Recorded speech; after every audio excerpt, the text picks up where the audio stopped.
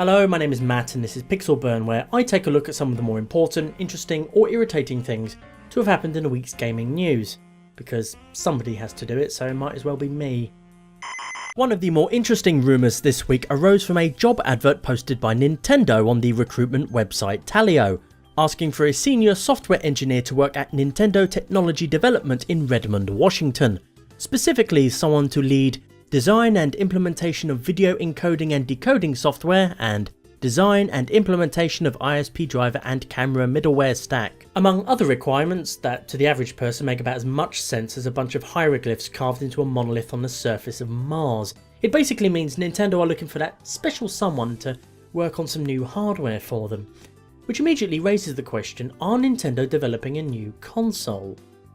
One job posting does not a potential new console make, however. So it's a good thing we have this other job advert Nintendo posted on LinkedIn back in August to bolster such wild speculation. The August job posting was for a lead graphics architect with experience in working directly in a GPU architecture and design team, as well as good architectural insights and the ability to apply that for setting future graphics direction for Nintendo. Given how poorly, to put it charitably, the Wii U has sold, it shouldn't come as any surprise that Nintendo might have at least one eye fixed on a new console. As of June 30th this year, Nintendo is confirmed to have sold 6.68 million Wii U's since the console was launched in 2012, which seems like a lot until you compare that to the 5 million Xbox One and 10 million PS4 units shifted since November 2013. Even with big, heavy-hitting Wii U exclusives like Mario Kart 8, Hyrule Warriors, Bayonetta 2 and the upcoming Smash Bros, Nintendo have failed to capitalise on the Wii U's head start in any meaningful way.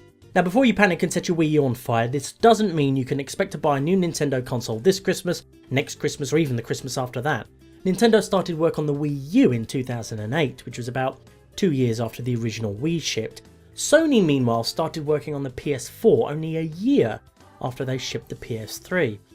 Starting work on a new console within 2 years of launching your last one really isn't all that out of the ordinary. Nintendo certainly wouldn't publicly admit to it, of course, not with the new Smash Bros looming on the horizon, and their response to all inquiries about these job adverts from various news sites has been a firm no comment, or words to that effect. So if they are working on new hardware, which they probably are, then all you're going to hear about it between now and any official announcement is speculation and rumour.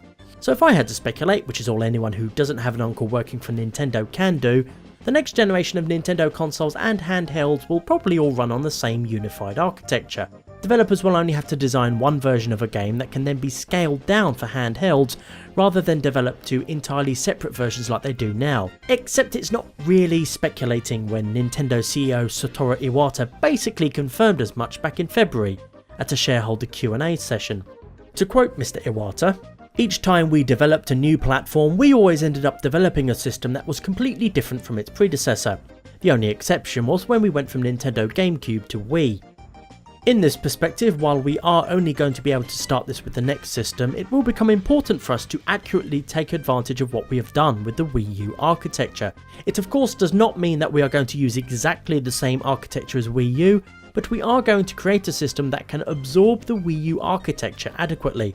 When this happens, home consoles and handheld devices will no longer be completely different, and they will become like brothers in a family of systems." Now that line about absorbing the Wii U architecture is an interesting one, since to me at least it suggests the possibility of some kind of backwards compatibility in any future new Nintendo hardware, which subsequently leads me to believe that we could see a new Nintendo console sooner rather than later. Allow me to explain.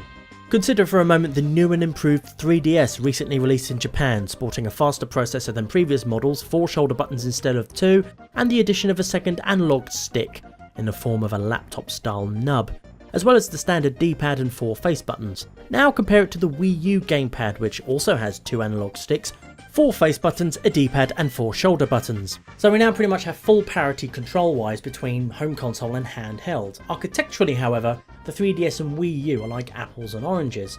In the words of Mr. Iwata again, currently it requires a huge amount of effort to port Wii software to Nintendo 3DS because not only their resolutions but also the methods of software development are entirely different. The same thing happens when we try to port Nintendo 3DS software to Wii U. If the transition of software from platform to platform can be made simpler, This will help solve the problem of game shortages in the launch periods of new platforms. Whereas if both a handheld and a home console are running on the exact same architecture, you in theory only have to develop one version of a game instead of two. You just have to make it scalable to the hardware. Kind of like an iOS app that runs on both iPhone and iPad. Basically, what I'm predicting is a unified hardware architecture running the same Nintendo OS, or Nintendos for want of a better name. Developers only have to make one version of a game and it'll work on both your Nintendo home console and new Nintendo handheld, scaling up or down accordingly. So you could be playing a game on your console at home, then take that exact same game, only with fuzzier graphics, on a train using your handheld. You might think this sounds a lot like the way the PS4 and PS Vita can interact with remote play and cross-buy, and you're sort of correct, except you can't play native PS Vita games on your PS4, and the remote play is a one-way street from PS4 to Vita. I'm imagining a more unified system with true parity working as a two-way street, with one single version of a game playable on both systems. I also believe Nintendo still has enough consumer goodwill saved up that they could bring out a new console much sooner than Microsoft or Sony ever could, without facing too much backlash, especially if they throw in backwards compatibility with existing Wii U titles. Or maybe Nintendo will be getting out the console market to, I don't know, build space stations or something, who knows? All we can do for now is speculate, and you're more than welcome to do so in the comments section below, particularly if you're a Nintendo fan. I'm especially interested to know what you folks have to say about this. Assuming you haven't all fallen into a dehydration-induced coma from drooling over all the new Smash Bros. News that hit the internet recently, the biggest being that Smash Bros. Will support up to 8 players simultaneously, albeit only on some stages and with gameplay split between 4 teams of 2. So no octagonal all versus all last person standing shenanigans, sadly. As well as being able to play with your old GameCube controllers, for which you'll need 2 adapters if you want to play with 8 players, you can also use up to 7 Wiimote or Wiimote Plus controllers and 7 Wii U Pro controllers. Additionally, you can also use up to 8 3DSs, each with a copy of Super Smash Bros. For 3DS, as controllers. Oh, and they also announced that MewWho from Pokemon is one of the new playable characters. Which means nothing to me whatsoever, since any interest I might have had in Pokemon starts and ends at "it gave kids seizures." Mewtwo? Pfft, more like Mew-Poo. Wake me up when they announce Bayonetta as a playable character.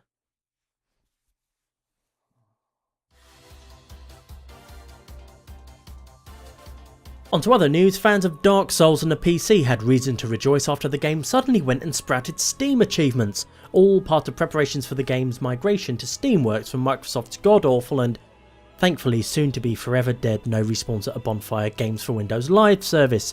Praise the sun. If you originally bought Dark Souls through the Games for Windows Live marketplace, then firstly, why? Secondly, you should be able to transfer over to a Steam account sometime in November with your saves and your achievements intact. The same goes for anyone who bought the game on disc. People who bought Dark Souls on Steam don't have to worry about save games, although they should still be able to transfer their achievements over at the same time. Assuming they want to, of course. Any excuse to replay Dark Souls, right? Don't start an achievement run just yet, however. While the Steam achievements might be visible, they currently will not unlock for anyone until the transfer from Games for Windows Live is complete. Namco Bandai have also still yet to confirm how the transfer will affect things like multiplayer matchmaking and other matters, but they promise to reveal more in the days to come. Frankly, I'm just glad to be shot of Games for Windows Live. And staying on the topic of Steam, the blocky indie FPS roguelike Paranormal Activity by Code Avarice Games has been withdrawn from the service, after one of its co-developers, Mike Malbec, made a death threat towards Valve head honcho Gabe Newell on Twitter. Aside from being colossally fucking stupid in and of itself, it becomes even more colossally fucking stupid when you consider that Steam is practically the magic indie gaming money fountain, the toll booth on the road to Indie Eldorado, city of gaming gold. It also becomes hilariously stupid when you remember Gabe Newell has a truly prodigious collection of knives, including this nightmarish hell spider with knives for legs. Gabe Newell also sleeps on a bed of knives beneath a blanket of knives woven together into the shape of a big knife, and his office chair resembles the Iron Throne of Westeros in miniature. I may have made some of those up, but my point still stands. You don't make death threats. You certainly don't make death threats against someone who can help you make a lot of money. And it's probably not a great idea to make death threats against someone known for owning a lot of knives. But then indie developers aren't always known for being sensible. Malbec's reason for issuing said death threat all boils down to how Paranormal Activity was displayed on Steam, which is a long and complicated story in and of itself. Paranormal Activity was originally submitted to Steam as part of the greenlight process, and during this process Adult Swim offered to help Code Avarice bypass it by publishing the game directly, a deal Malbec naturally accepted. Valve refused to allow Paranormal Activity through, however, as they felt allowing an indie developer to get around the greenlight process by simply finding a publisher would set a bad example. The Adult Swim deal eventually fell through, but Paranormal Activity got through greenlight anyway and was officially released. Now here's where we get to the meat of the drama. Thanks to a snafu on Steam's end, Paranormal Activity was erroneously labelled as an early access game, even though it had been officially released a couple of weeks previously. Malbec was understandably quite frustrated and annoyed at this and contacted Valve to try and get them to fix it. But it was the weekend, so nobody was in the office. After a subsequent and quite understandable venting fest on Twitter expressing his frustration, Malbec then went for the nuclear stupid option by threatening to kill Gabe Newell himself. When Monday finally rolled around, Malbec received a polite retort to his threat from Valve via email, informing him their business relationship was terminated and that Paranormal Activity was no longer on Steam. Malbec was thus left with the profound Sophie's choice of either getting a job at Radio Shack or killing himself. Whoa, don't overwhelm yourself with too many options there, Sonny Jim. Malbec has since announced his resignation from Code Avarice and has sold all his shares in the developer to co-founder Travis Fenning. Paranormal Activity is still available to purchase directly from the developer's website and other online outlets, but is yet to reappear on Steam, assuming it ever will. Had the situation been somewhat different, we could have had a really good discussion about Steam's dominance of the PC digital download market and the ramifications of that. But we can't, because this entire situation rests entirely on the head and shoulders of an indie developer with poor impulse control, so I guess the moral of this story is don't make death threats. Hardly fucking rocket science, I know, although I guess it is to some people. That's all for this episode of Pixel Burn. If you liked it, please do let me know and let your friends, family and the Time Lords of Gallifrey know as well. At the very least, I hope you found it tolerable. If you didn't like it, however, then I admire your dedication in making it this far. You can go now.